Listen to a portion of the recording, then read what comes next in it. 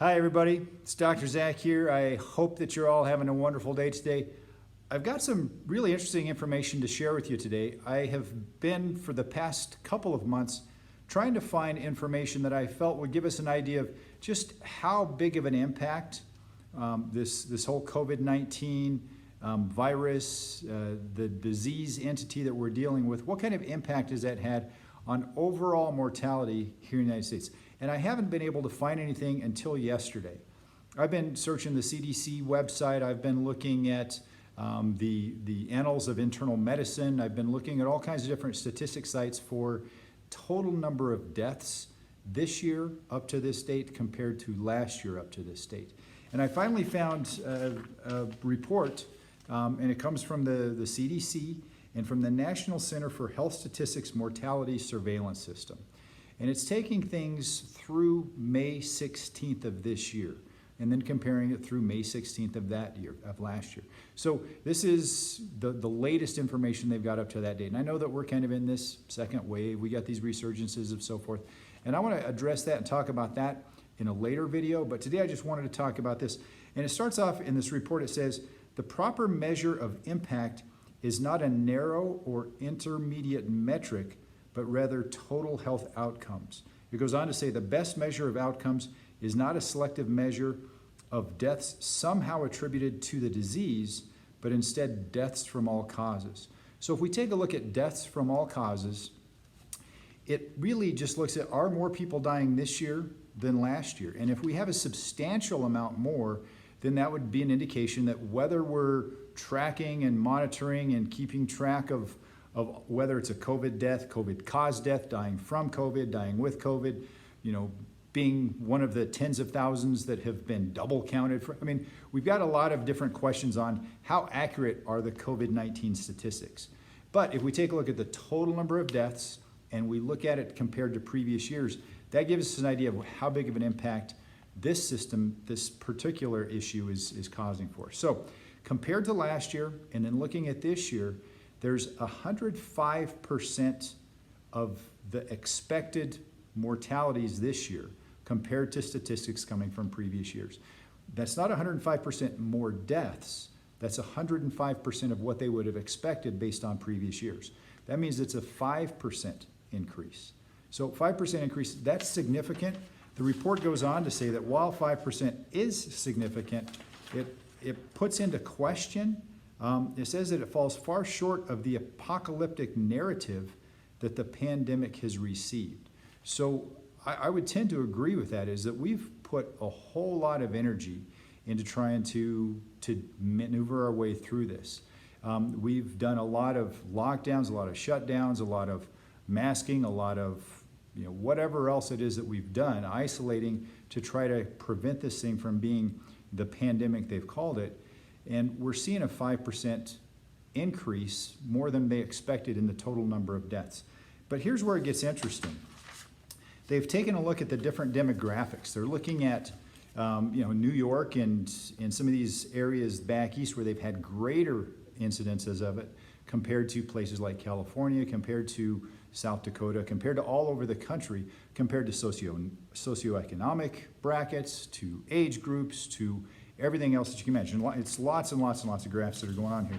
But here's where it gets really interesting, is that when they take a look at how different parts of our country have responded, it says in here that when you look at the variation by policy, it says, to the extent that policies have varied across the states, it's not clear that the imposition and or presence of stringent lockdown policies had much to do with the variation in excess deaths. Goes on to say less stringent lockdown policies were not associated with higher death rates. In fact, the 5 states that chose not to impose a lockdown are among the roughly 20 jurisdictions with no excess deaths at all. So in places like South Dakota where there were no lockdowns, they're not seeing any more deaths than they would have expected in any other year based on flu season and people dying from all different causes. So with that said, is that we've had a lot of different impositions, a lot of different policies. The policies vary from state to state to state by political affiliation, all kinds of crazy different reasons that they've imposed different guidelines. But the bottom line is that doing more and more and more aggressive lockdowns hasn't actually impacted the outcome to a huge extent. Here's where it gets really interesting, is that in some places we've actually seen decreased number of deaths, and the group that's most been impacted by that are our children. They've seen a 30% decreased number of deaths from children. And there's some reasons for this that I think are really profound, and I'm going to talk about that in an upcoming video. But what I want you to recognize is that we've been in this place of fear and uncertainty and not knowing what's going on. And you know, bottom line is, we've shared this before, is that we all have a 1 in 1 chance of dying, right? The number one cause of death is life. If we were never born, we would never have a chance of dying. But because we've all been born, we're all going to die. We don't want to die prematurely. We don't want to die from a crazy pandemic that's spreading across our planet. But when we take a look at outcomes here in the United States, with the best statistics that I've seen that kind of give us a whole picture of what's going on, is that we don't have nearly as much to fear as media, as the medical experts, as the powers that be are trying to convince us to have. So with that said, is if I can impart anything to you today, it's to trust that your body is fearfully and wonderfully made. Trust that you've got an amazing immune system in your body. Trust that the 2.2 million people that have been confirmed to have COVID-19 in the United States so far, that more than 2.1 million of them have recovered. And this is without the medical intervention, without the vaccine that hasn't come out yet, all these different things. This is the body creating antibodies and healing and recovering on its own capacity, that same capacity that you and I have born inside of us. So the more that we can be focusing on keeping ourselves healthy, keeping ourselves at a place of peace, feeding ourselves mentally, emotionally, socially, spiritually, physically, healthy things, feeding ourselves so that we can actually have more increased health, more expression of life and vitality, the better we're going to maneuver through this, regardless of our age. So with that said, I want to leave you with these things to think about today. Is it's not as bad as they tell us. You're more powerful than you think.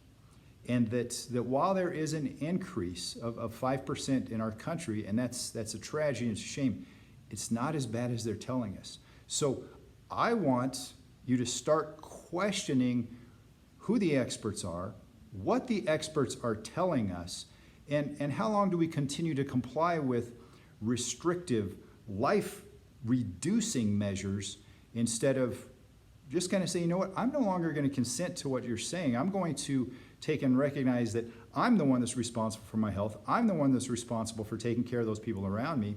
And I'm going to start living with the freedom and expression that God created me to live with. So anyway, I'm not going to tell you guys to go out and start picking up bricks and throwing anything, but I want you to start taking some authority back when it comes to your health and your life and that of your family, and making powerful decisions regarding that instead of cowering and hiding and running away from things because of fear that we have.